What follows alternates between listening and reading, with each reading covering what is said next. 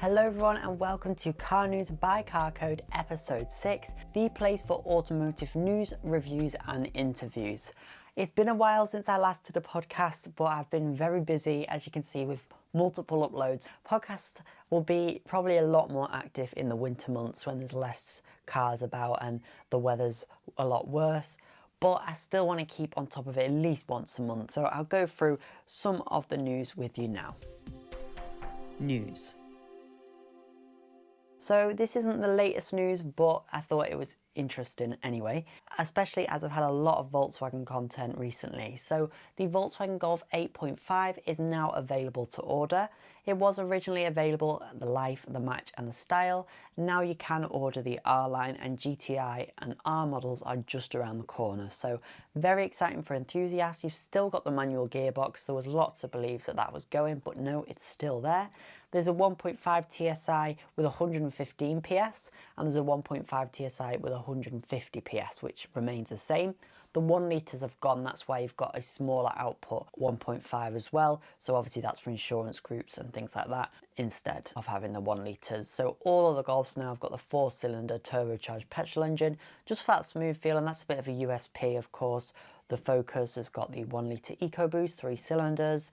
Lots of other brands do as well, so that is a USP of the Volkswagen, that all of them are 4 cylinders as standard. The Seat Leon has also received a slight tweak, which hasn't really included the outside. It's just been an interior tweak and the same engine tweaks as well. The plug-in hybrid will be coming soon as well, and that's a 1.5 TSI, which will give you 100 kilometers or 62 miles of pure electric range. I'm really excited about the 8.5. They brought the physical buttons back. I was down in Milton Keynes a couple of weeks ago checking out the Passat and the Tiguan mostly. They've updated the controls so they're all proper buttons. They look great. The new system's really intuitive. I don't like the 15-inch screen. I prefer the smaller 12.9-inch, but that is available in the Golf, so that's all great news. I'm really looking forward to seeing that hit the UK roads. I've got this really lovely new blue colour as well, crystal ice blue. This is recent news, so more recent news. DS has actually rumoured that they're going to be having a successor to the original DS model. So of course DS is like the premium branch of Citroën and Stellantis, so they have cars like the DS3, the DS9, etc. They're known to depreciate quite a lot and they do have a premium vibe. They continue to try and get there with the German competitors and not quite getting there. However, now with electrification, DS thinks it's the perfect time to make a retro successor to the original DS. Auto Express has some rendered exclusive pictures which show how it could look, and I think it looks pretty cool. Of course, it might not look anything like this, but I think it could be quite popular if it does look like that, just for that retro appeal, and I think people like it. Again, with EVs, there's so much possibilities to do whatever you want on the platforms, so why not? And I think it could look really great, so hopefully that'll come along. If it does though, I reckon it'll be about 50 or 60,000 pounds. It's not going to be a cheap car at all, and EV prices are still dropping quite a lot. The whole used market, by the way, is dropping, so even petrol and diesel cars are going down in value, back to normal prices after the parts shortages. So if you hear EV prices dropping, yes, but all cars are dropping in price as well. So just something to bear in mind. Oh, before we go through all the news, I wanted to say I know what's in this, but you won't know what's in it. I'm going to open it at the end. It's come from America, and I know exactly what it is, so I'm excited to share this. So keep watching to the end for me to open this, because I think you're going to like it. This is, again, not the newest of news, but it's still very relevant. The new Mini Aceman is available to order from the 12th of June in the UK, and deliveries will commence in late autumn, so November time. The Mini Aceman is actually based on the small 3-door Mini, and it's all electric, so pretty exciting small car. 192 miles is the starting range for the 42.5 kilowatt hour battery, and there is also the option of the 54.2 kilowatt hour battery, which will give you 253 miles official. So that gets it very close to the cars like the Honda Eon Y1, the Jeep Avenger, etc. That's the kind of cars it's going up against. However, it starts from under £32,000, so it undercuts lots of the small electric SUVs out there, which is great to see. Hopefully the price won't bump up too much when production moves to the UK. Currently it will be in China, overseen by Great Wall Motors, by Spotlight Automotive, who is BMW and Great Wall Motors. Great Wall Motors are the people that make the Aura Funky Cat, so they are partnered with BMW in China to produce the Mini models. Till 2026, they'll still be making them there for the Chinese market and other regions, but in 2026, the EV manufacturing will also be in the Oxford plant. Obviously, it takes them a while to reconfigure things, and they're still making internal combustion engine Minis through there. The Mini Aceman, it looks good. Think of it as a 4-door Mini made electric, a little bit higher up. It's not as big as the Mini Countryman, it's a true small EV SUV. The boot is only 300 litres, so it's similar size to the Smart Hashtag 1 Volvo EX30. So it's not a big boot, it looks quite small, but it would suit a lot of people perfectly just for nipping around town.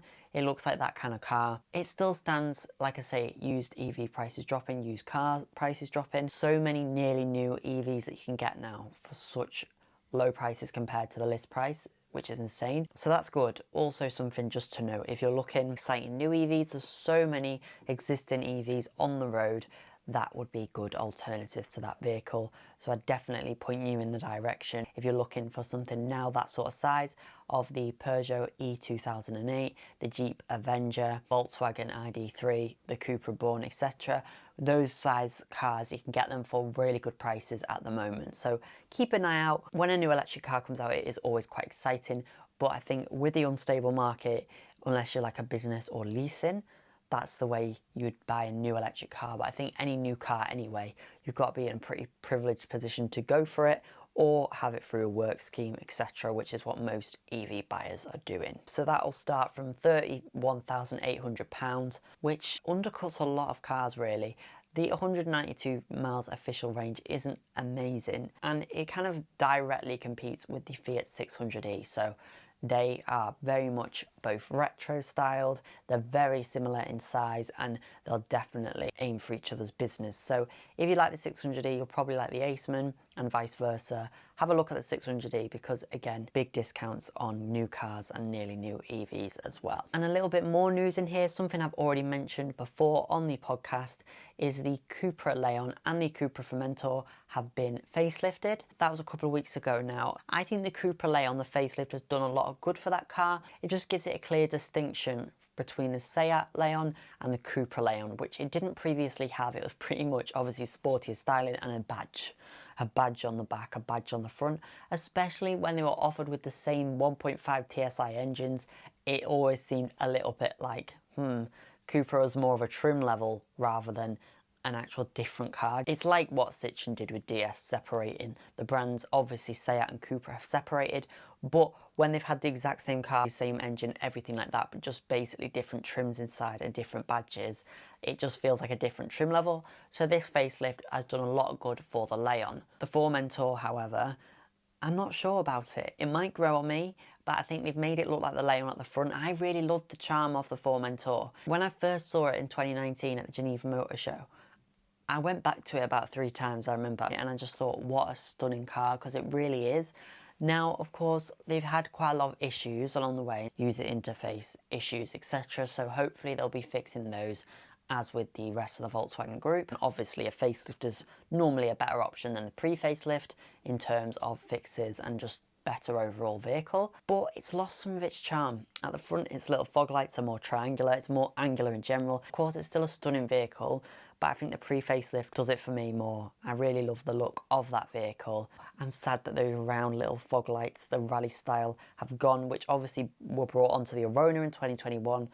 Just fun things like that, they've gone, and now they're little triangle things and they look a bit mean.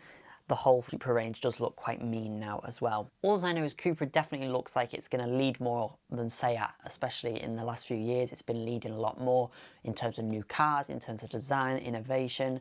Cupra has been the one that everyone's had their eyes on, especially with electrification.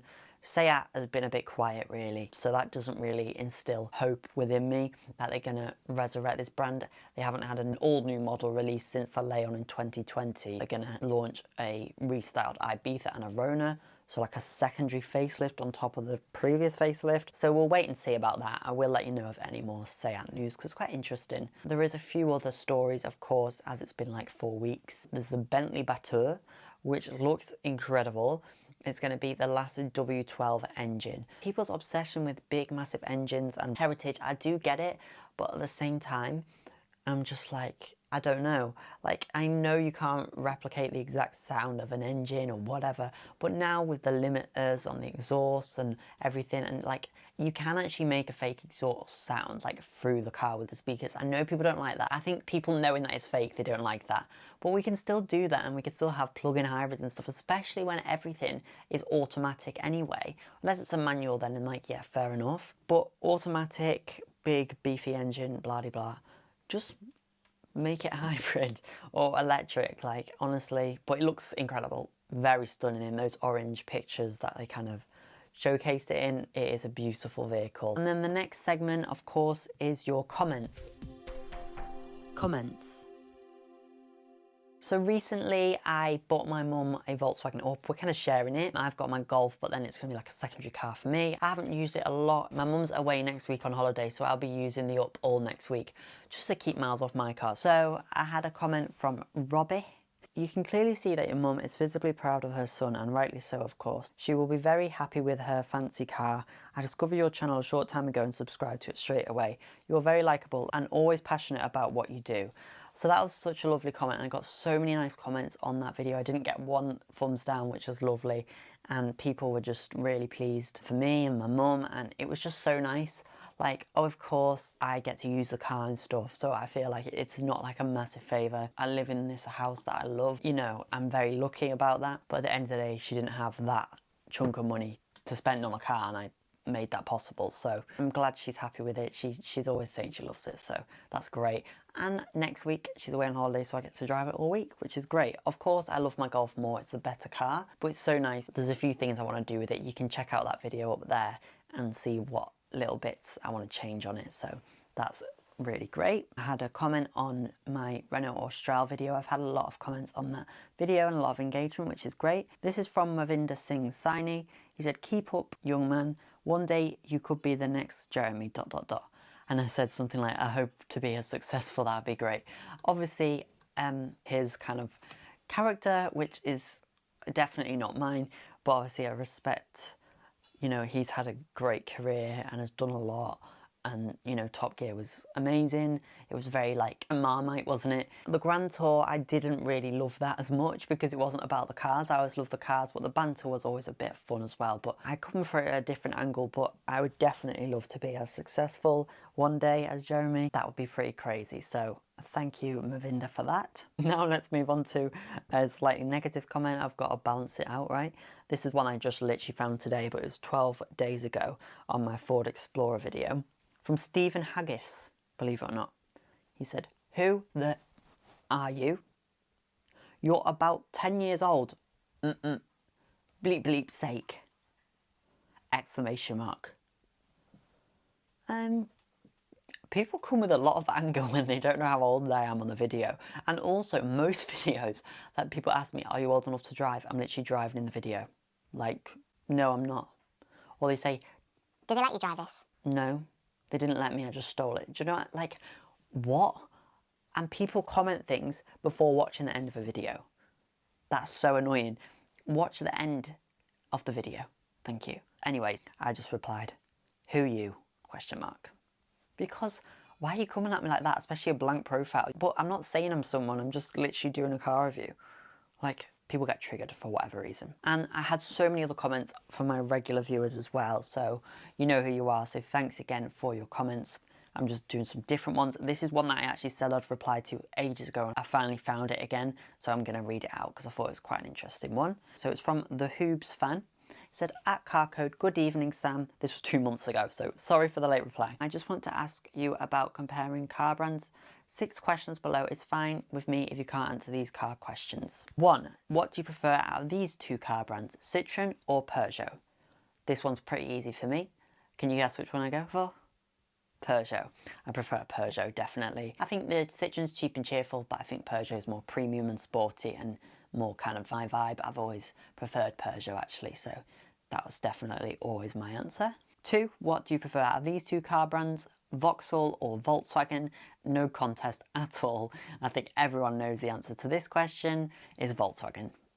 Vauxhall, a few of their cars I've liked in the last few years, but honestly, not quite. I know I just said I love Peugeot and Vauxhall's now part of Stellantis, but Volkswagen, I've got 2 Volkswagens. I can't not say Volkswagen. I think it's great.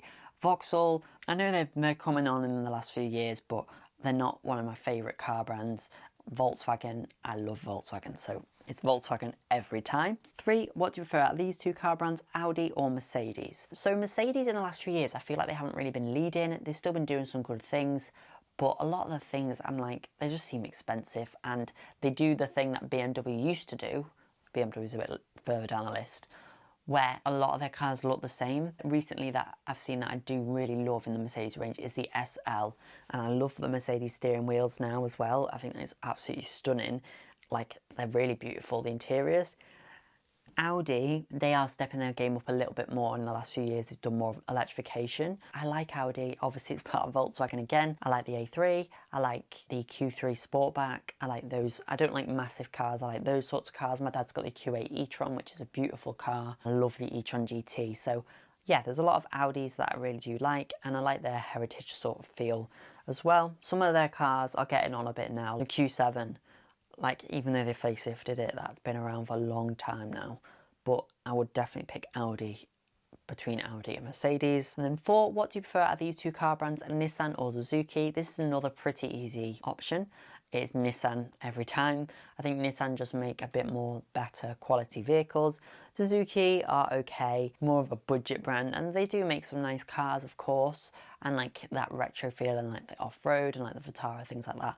But no, Nissan, the Qashqai is great, the Duke's great. Nissan's the clear winner for me. 5 and 6, these are a little bit harder. So 5 is, what do you prefer out of these two car brands, Skoda or Seat?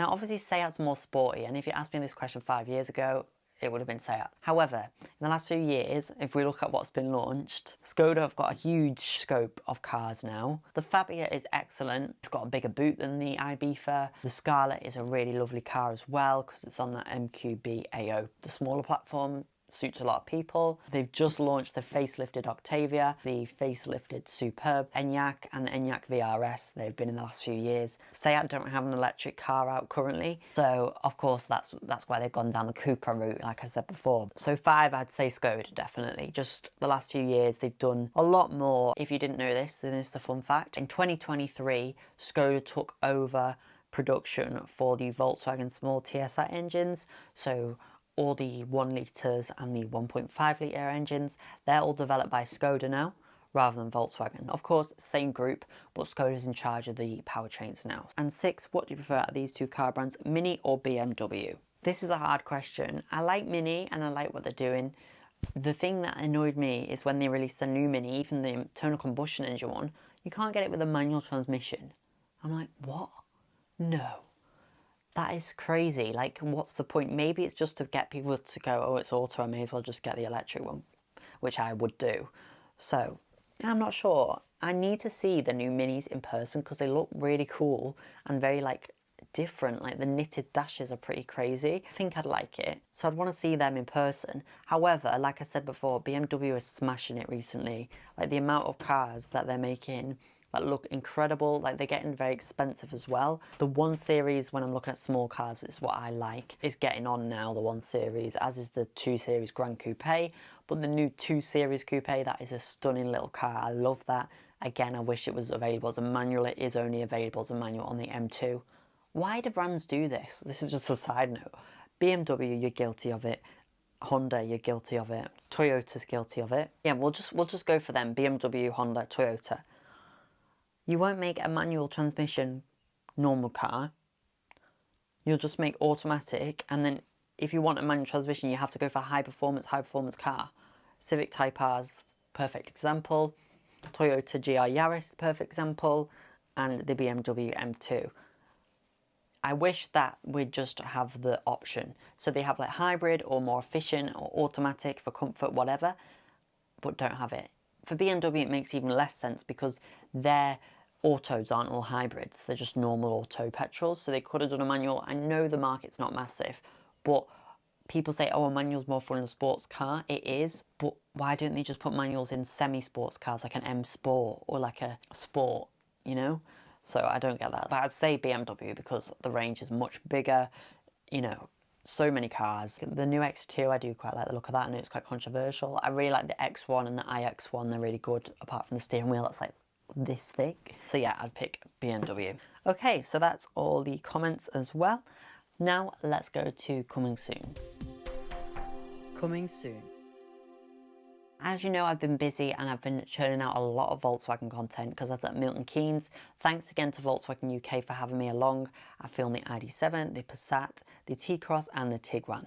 So the Passat is the last one that I need to put out there. I know there's been a lot of Volkswagen content, so don't worry. This is giving you a slight break from that, and my next review is also giving you a slight break from that as well. I'm being hush-hush about what it is. It's quite exciting. It's different, very different from what you're used to seeing from me. I'm not going to say what car it is. All I'm going to say is it's old. I'll leave it at that. Also, next week I'm at SMMT, which is that day in Millbrook. Track that is incredible. My first one was last year.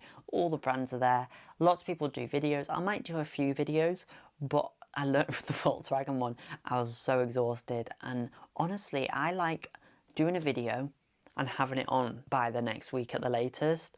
So I don't really like doing a batch of content, maybe 1 or 2 videos, but not like 4, because it feels like you're putting old stuff out there, even though it's not. I just prefer a dedicated one event and then I can enjoy instead of doing everything at once. Also, it's great to meet the press teams there and the brands. So that's what I'm going to do. Like I did last time, I didn't even make it of a YouTube video last time. I just did some TikToks and I just had a fun time and just chatted. So that's the same type of vibe I'm going to do this time. It's more about networking rather than about videos.